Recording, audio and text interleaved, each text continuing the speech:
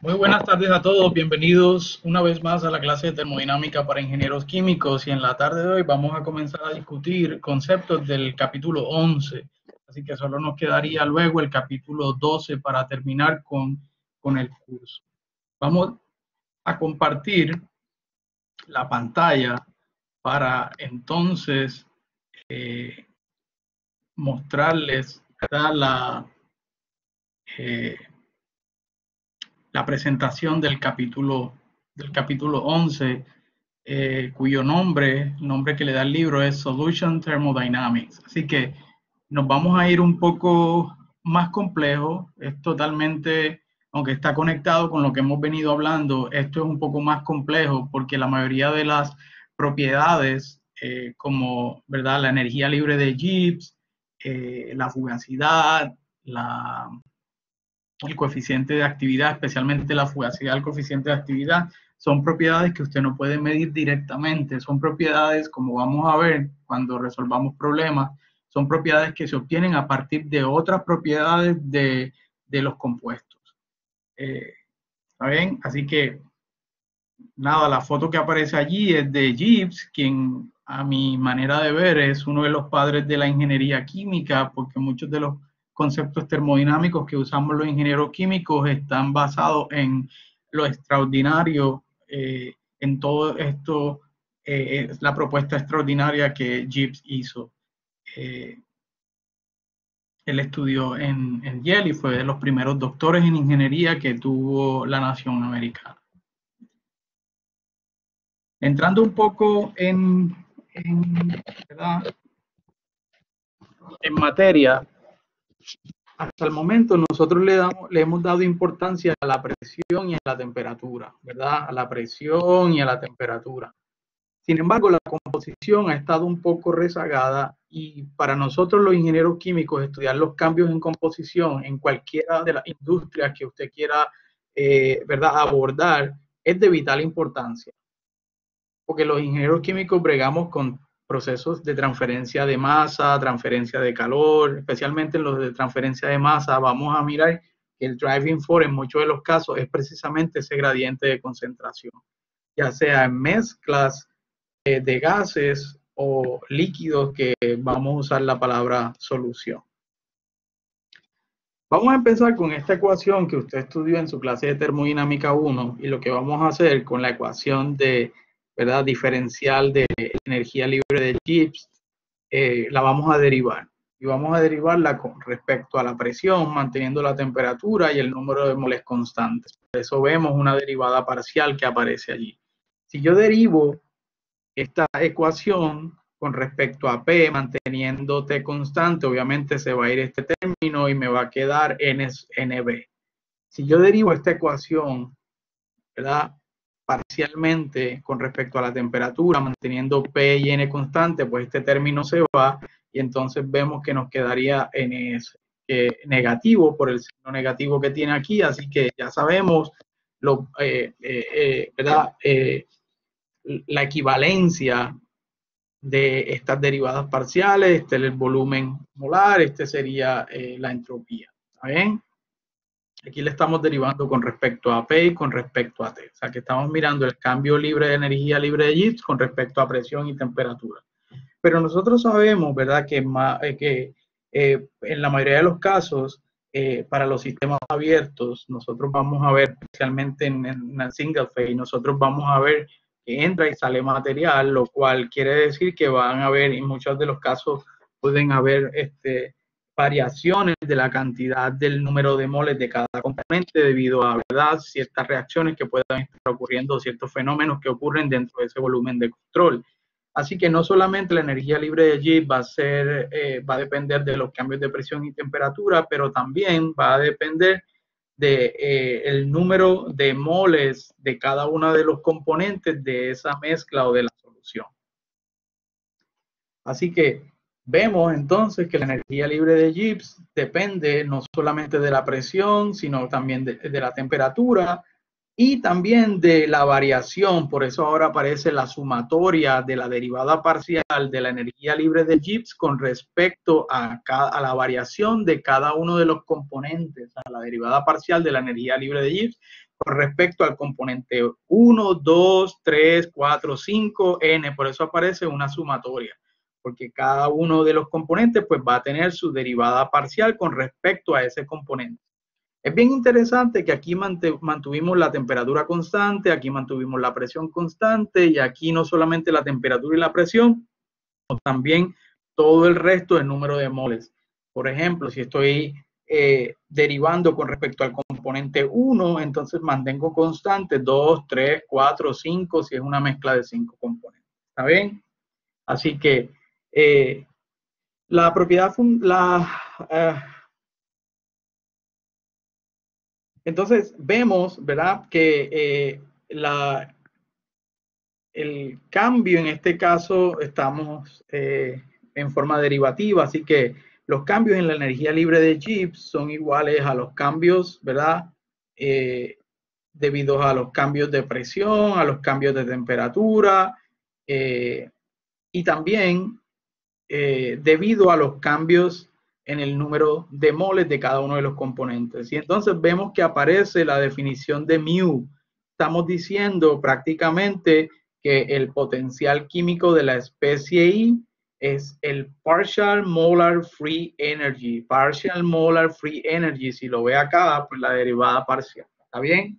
De la energía libre de Gibbs con respecto al cambio del número de moles de ese componente. Así que allí estamos entonces, ¿verdad?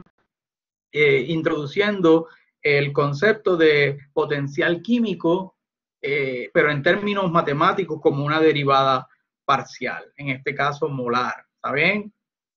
Vemos entonces que ahora la energía libre de Gibbs depende no solamente de los cambios en presión del sistema y de temperatura, sino también de cada uno del número de moles de cada uno de los componentes. Para una base de cálculo de un mol, entonces sabemos que el número de moles es igual que la fracción, ¿verdad? Porque usted para sacar la fracción divide NI entre N total y N total vale 1. Esto vale 1, así que NI, perdón, para sacar la fracción, si esto vale, el N total vale 1, quiere decir que NI, NX y X1 es prácticamente lo mismo. Vamos a decirlo de nuevo. Si el número de moles es 1, entonces yo quiero sacar la fracción del componente I, va a ser igual a NI sobre N total, pero esto vale 1. Así que XI, la fracción, es igual al número de moles de exponentes y la cantidad total es un mol. Así que, ¿qué hacemos? Aquí va 1 que no aparece, 1 que no aparece, 1 que no aparece, y vemos que la derivada de NI se reemplazó por la derivada de X, y porque si NI es igual a XI, pues la derivada de NI es igual a la derivada de X. ¿Está bien? Así que ahí tenemos the functional relationship of the molar Gibbs energy en términos de la presión, la temperatura y la fracción de cada uno de los componentes de esa mezcla. Para cuando el N total los moles totales son 1, pues ya nosotros habíamos visto, ¿verdad?, que la derivada con respecto a la presión, ese término es V, la derivada de la energía libre de Gibbs con respecto a la temperatura, manteniendo la presión y las fracciones constantes, S.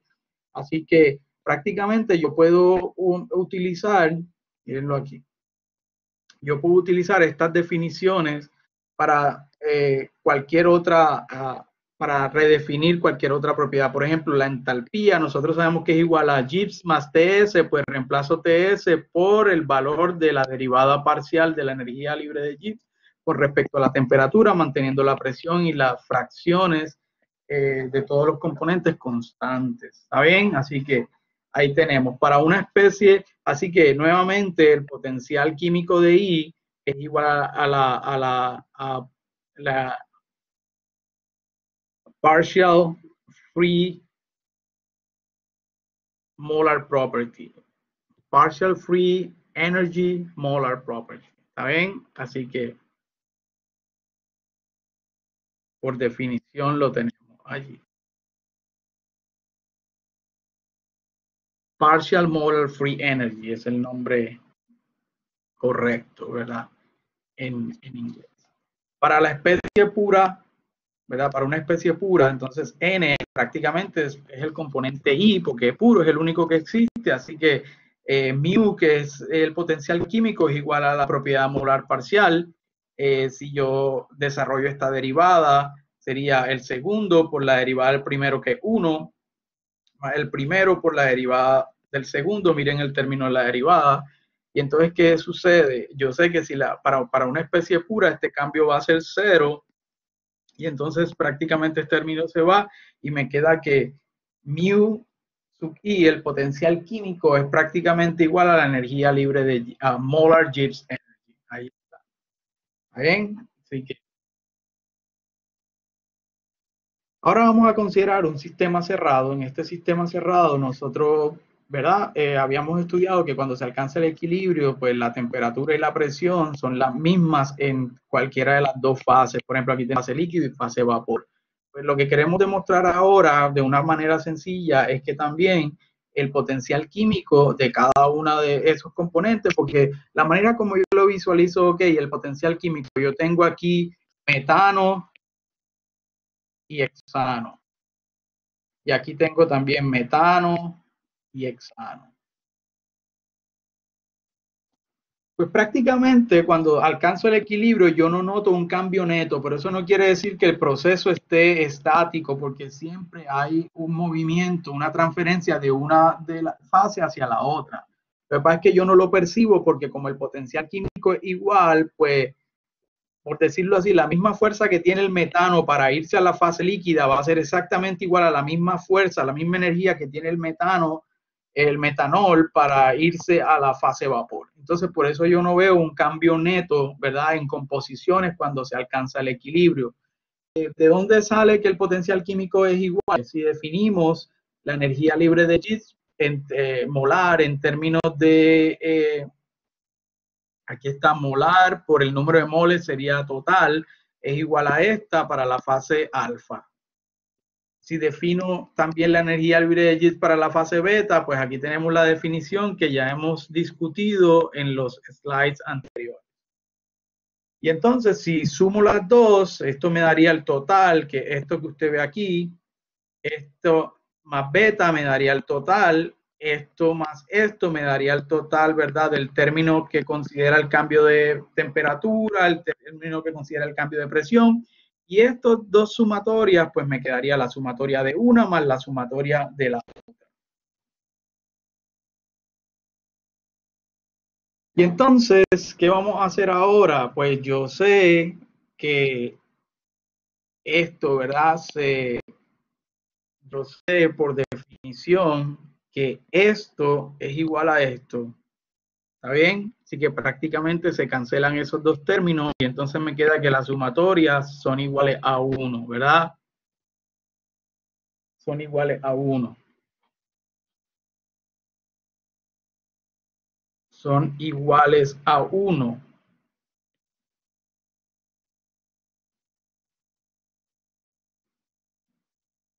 ¿Está bien? Aquí está para el whole closed system. Aquí tenemos la igualdad, entonces se cancelarían esos dos términos, nos quedaría únicamente los términos de la sumatoria.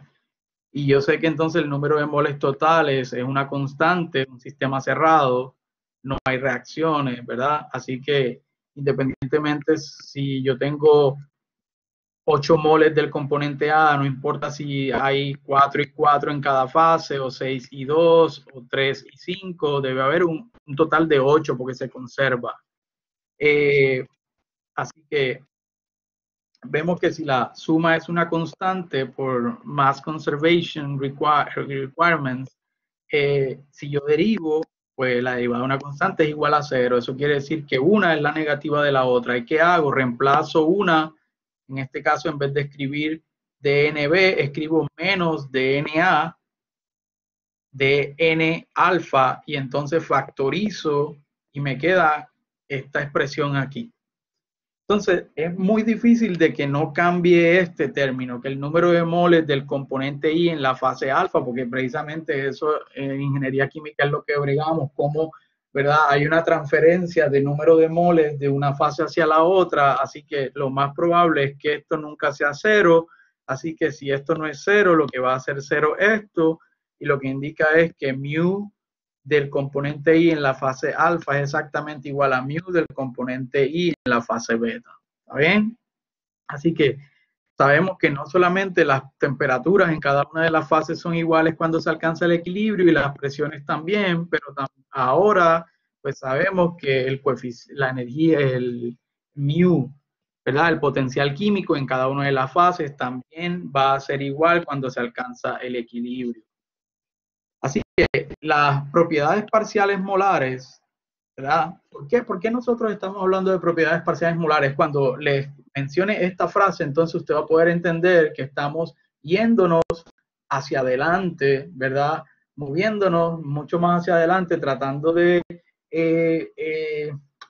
determinar las propiedades de una manera mucho más realística, de la forma como en comparación a como lo hemos venido haciendo. Así que partial molar property are defined as partial derivative with respect to moles. Así entonces, para una propiedad parcial molar va a tener, ¿verdad?, la raya encima, y entonces va a ver que es igual a la derivada parcial con respecto al cambio de número de moles de ese componente. O sea que esa propiedad parcial está definida para una especie I, de verdad, no está definida para un total como tal, ¿está bien? Es la derivada de esa propiedad del total la que se deriva para entonces obtener una derivada parcial, molar, una propiedad parcial molar. Así que M denota any extensive property, así que es bien importante tener en cuenta que solo hasta ahora, ¿verdad? Lo vamos a aplicar a propiedades extensivas y como les mencioné, es la propiedad de la solución como tal, ¿está bien? El todo, la mezcla total, o la solución total. Así que aquí vemos ejemplos de las propiedades que sería el volumen molar, el U, la energía interna, la entalpía, la entropía, la energía libre de Gibbs. Así que this is a partial property of individual species as they exist in a solution of mixture. Así que esa es la idea. Ya yo no puedo mirar la propiedad de una manera aislada como lo hemos venido haciendo antes, por decirlo así. This property is different for a pure species property, primarily due to the molecular interaction of different species in the solution of mixture. Así que yo lo que estoy mirando es cómo la propiedad se ve afectada cuando yo cambio el número de moles del componente I. Así que es una función de respuesta, es una medida de la respuesta de cómo, de la respuesta de una propiedad total, M, ya sea cualquiera de estas, que sea extensiva, la respuesta que obtengo, ¿verdad?, de esta propiedad, cómo cambia esta propiedad por la adición a temperatura y presión constante de diferentes cantidades de la especie, ¿está bien?, a una cantidad finita de solución. Así que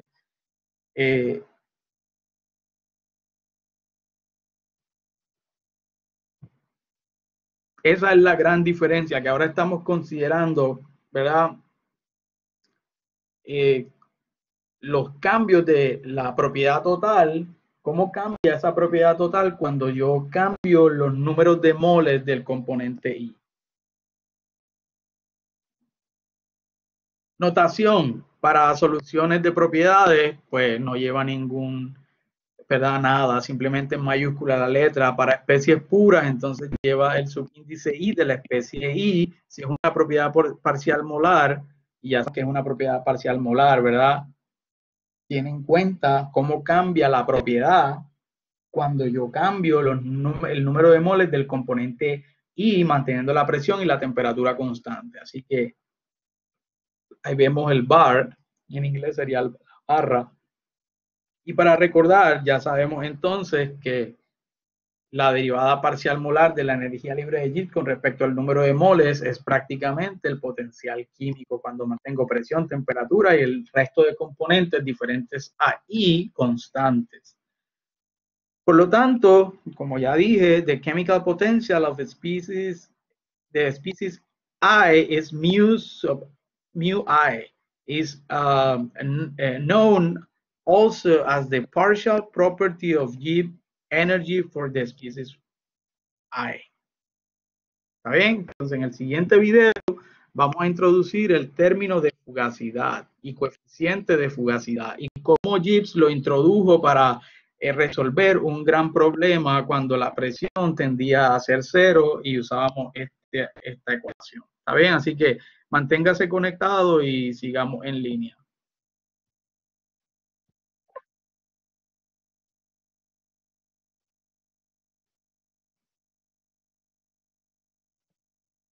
Listo, gracias por su atención, así que esté conectado porque dentro de poco vamos a seguir con la teoría de este tema, ¿verdad? Que es un poco parco, es un poco abstracto entender todos los conceptos, pero yo espero que sea de su agrado, así que manténgase en contacto.